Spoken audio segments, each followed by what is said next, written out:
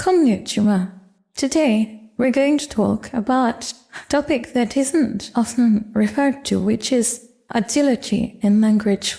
And I'm not talking about my ability or your ability in language. I'm talking about the agility of language itself. The ability of languages to express certain things in economical, swift-footed ways that other languages find more difficult. And this is important because when languages have created agility in particular forms of expression, they use them in ways that seem quite unfamiliar and strange to people whose languages can't handle those forms of expression in the same agile manner. And this often leaves learners quite puzzled as to what's going on in a lot of sentences. So, I'm going to start off with one of the most fundamental and structural causes of this problem, and that is the topic marking particle wa. Once people get the idea that wa is a topic marker, and is always a topic marker, they often then start to say, well, why are we using a topic marker? Why are we saying as for this apple in places where it seems really not something we would do in English or in many other languages?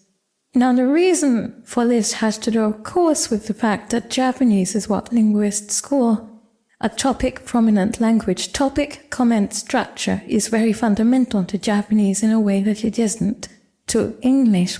And I'm going to talk about that at greater length in a future video. But currently, what I want to talk about is how this affects the matter of agility, how it makes the formation of a topic a very lightweight, a very agile, a very quick-footed operation, which in other languages like English, it isn't.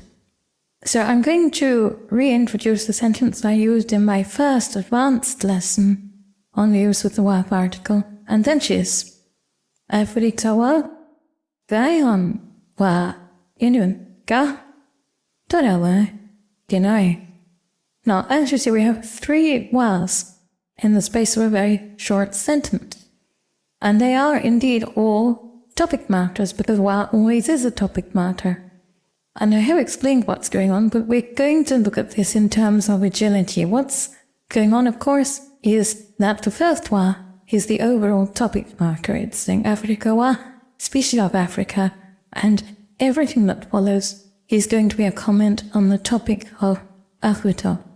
What follows a wa-marked topic has to be a logical clause. It doesn't matter how small it is, but it must be a logical clause, and it must contain both the necessary elements of a logical clause, just like any other. What we have here, in fact, is a logical sentence consisting of two logical clauses, and each of them contains what we might call a subtopic. That's to say, each logical clause in itself also has a topic statement preceding it. So if we write it out in full, it would be Afrika wa mayan wa zero ga genu ga tona wa genu ga inare. So the two logical clauses are zero ga genu and zero ga genai, but both of them state their own subtopics. So why are they doing that? Well, we know this already. It's because wa is used to distinguish things. So what we're saying here is, speaking of Africa, speaking of lions, they exist. But speaking of tigers, they don't exist.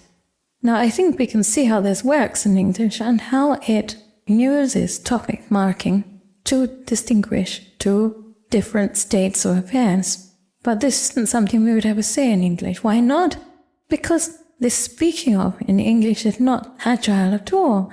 It's setting up a rather dramatic and heavy, cumbersome way of introducing a subject. We can't just keep saying speaking of in a sentence, because speaking of and the various other ways that we introduce topics in English are not agile. Japanese, wa is very, very agile. We can freely throw it in wherever we want to create a distinction like this, because wa distinguishes things. When we change a topic using wa, we are implicitly saying that the comment on the new topic is different from the comment on the old topic. If we want to say that the comment is the same, then we have to use the other topic marker, mo.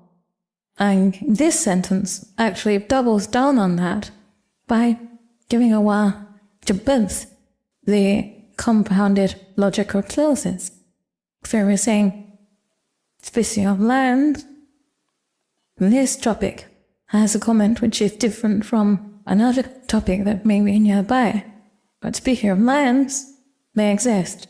And then speaking of tigers, this topic also has a comment that will differ from the comment on any nearby topic. They don't exist.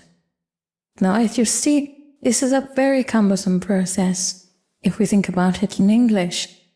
But if we understand it in Japanese, if we know how the wa particle is used lightly, uneasily, and agilely, in this kind of circumstance, it ceases to be a problem.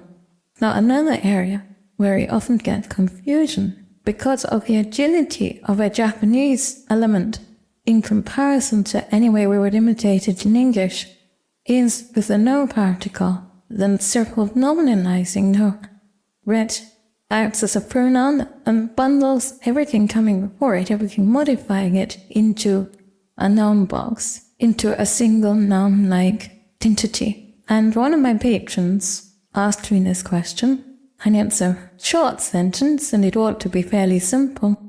But my patron found it quite difficult, and I think a lot of people find this sort of thing quite difficult. Not because it is difficult, not because the structure is actually hard to parse, but because it's very unlike what we would do in English or many other languages under the same circumstances.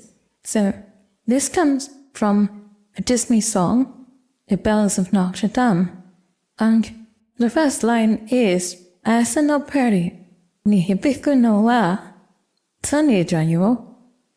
So as you see, this is quite a short and simple looking sentence. But can you see where the A and the B of this sentence are?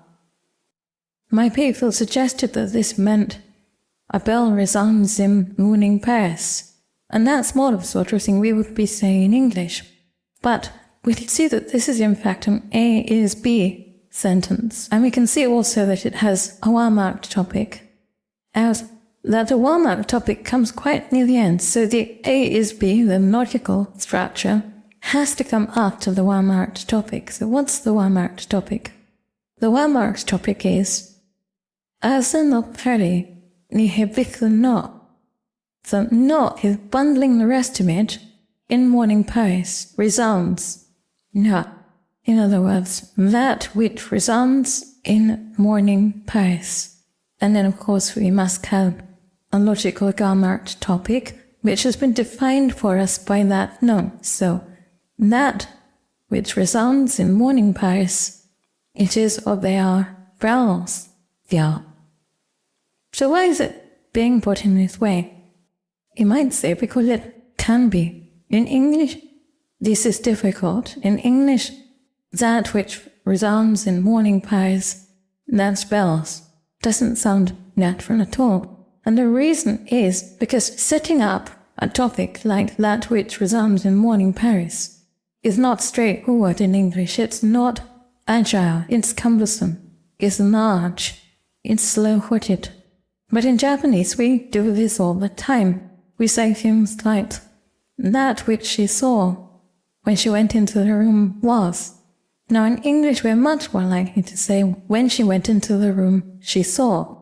Or, in Paris in the morning, bells resound throughout the city. If we want to use this that which kind of structure, we have to build up to it.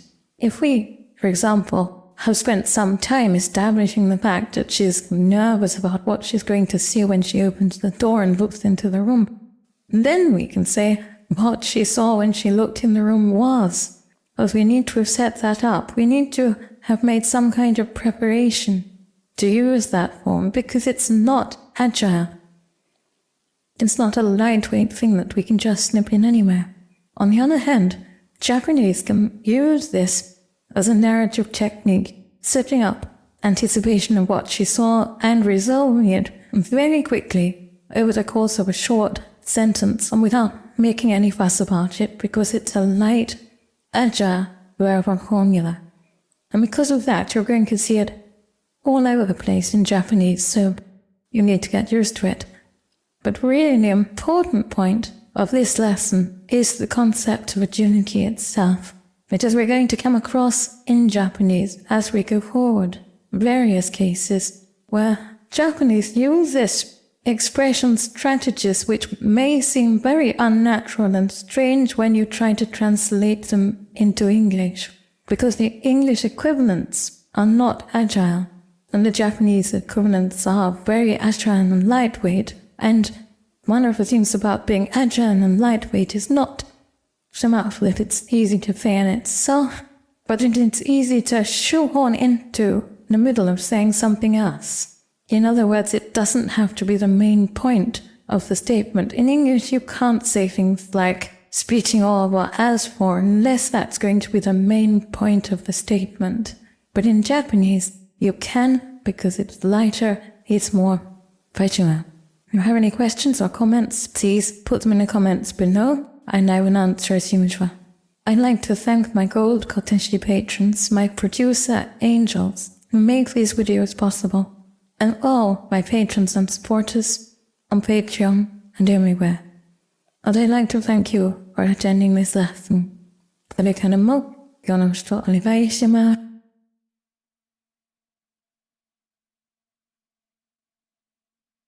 Class dismissed.